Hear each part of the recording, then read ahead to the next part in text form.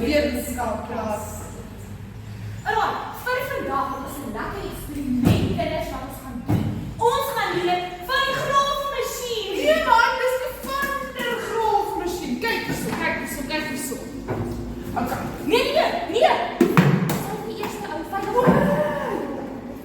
jou brand aan vrou. Okay. Hierdie ding. Skok soos 'n ek dink wat. Ja, ek gaan net speel op 'n skrak. As jy so dis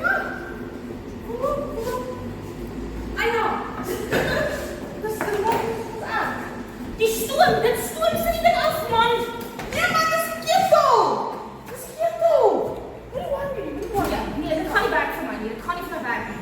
Okay, kinders, dit was Juffrou, wat se bladsy? bladsy 2.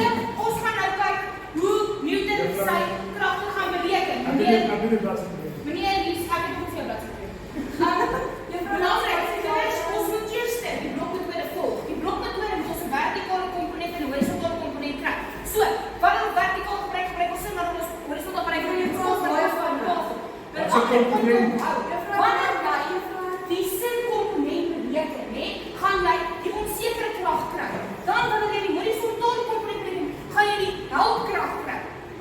Dan